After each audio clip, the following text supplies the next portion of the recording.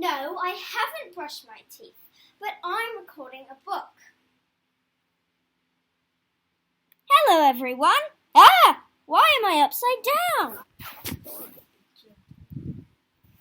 That's better. Today, I am going to read you a book. Now, let me find it. No, maybe not this one. Oh, this one looks good. Today, I am going to read Frog and the Stranger by Max Velthuijs. Okay, first page. One day, a stranger arrived, made a camp at the edge of the woods. It was Pig who discovered him first.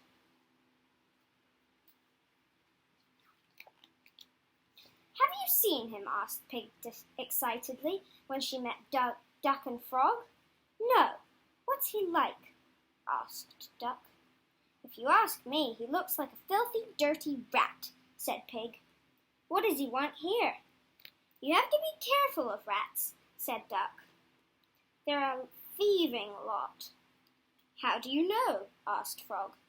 Everyone knows, said Duck indignantly.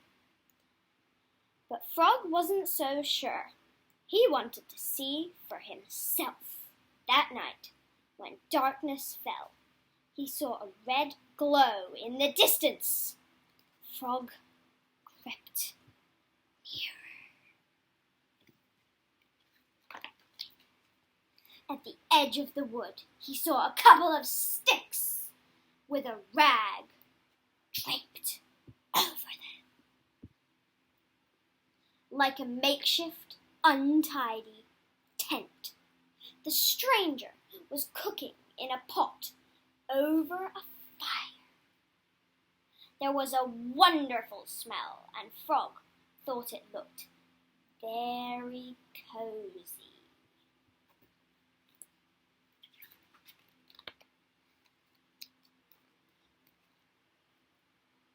I've seen him, Frog told the others next day. And? Asked Pig. He looks like a nice fellow, said Frog. Be careful, said Pig. Remember, he's a dirty rat. I bet he'll eat all our food without ever doing a day's work, said Duck. Rats are cheeky and lazy. That was not true. Rat was always busy. He collected wood and skillfully made a table and bench. He wasn't dirty either. He often bathed in the river, although he looked a little scruffy.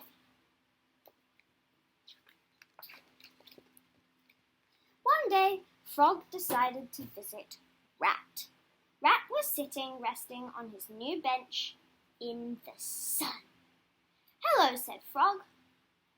I'm Frog. I know, said Rat. I can see that. I'm not stupid.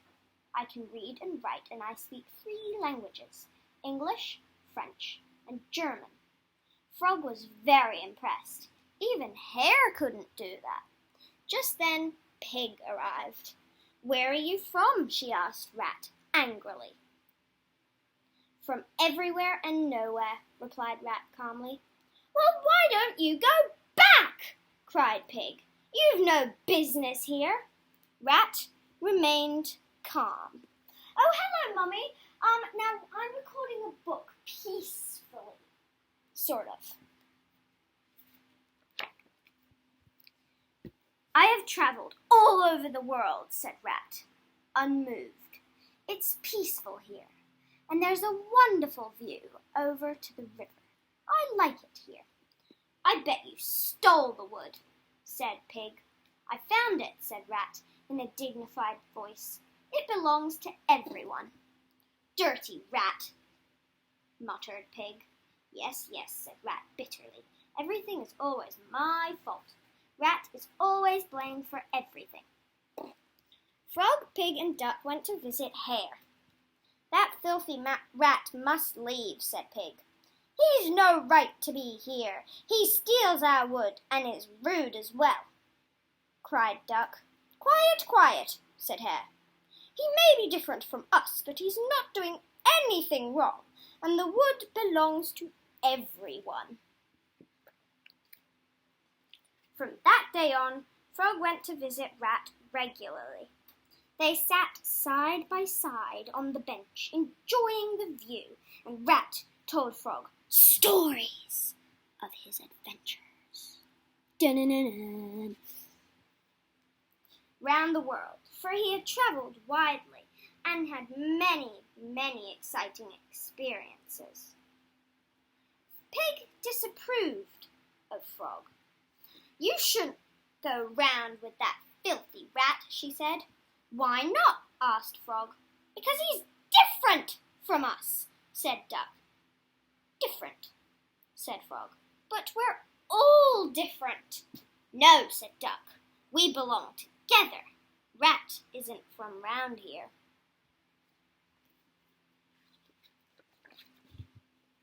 Then one day, Pig was careless while she was cooking. Flames leapt from the frying pan. Soon the fire spread, and the flames went everywhere. The house was ablaze. She ran outside, terrified. Fire! Fire! She screamed. But Rat was already there. He hurried between the river and the house with buckets of water and fought the flames until the fire was out.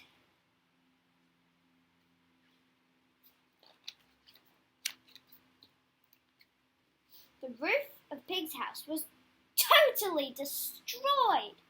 All the animals stood around it in shock. Now Pig was homeless, but she needn't have worried. The next day, Rat came round with a hammer and nails. As quick as a flash, the house was repaired. Another time, Hare went into the river to fetch some water. Suddenly, he slipped and fell into deep water. Hare couldn't swim. Help! Help! He shouted loudly. It was Rat who heard the shouts at once and dived straight into the water. Quickly he rescued Hare and brought him to the safe, dry bank.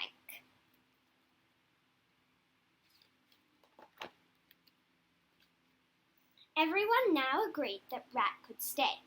He was constantly happy and cheerful and was always there if someone needed help. He often thought of fun things to do, like having a picnic by the river or a trip into the forest.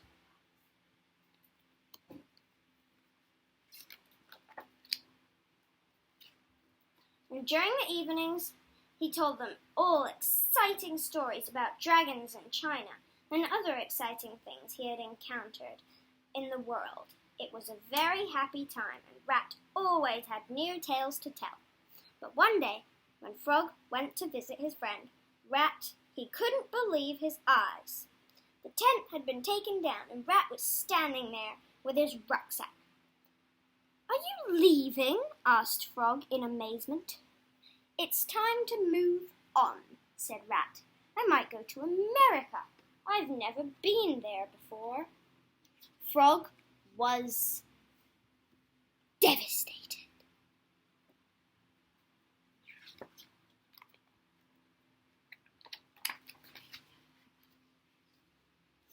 With tears in their eyes, Frog, Duck, Hare, and Pig said goodbye to their friend Rat. "Perhaps I'll come back one day," said Rat cheerfully. "Then I'll build a bridge over the river." Then he left, that filthy, dirty, but nice, cheeky, helpful, clever Rat. They stared after him until he disappeared behind the hill. "We'll miss him," said Hare with a sigh. Yes, Rat left an empty space behind, but the bench was still there, and the four friends often sat together on it and talked over their memories of their good friend Rat.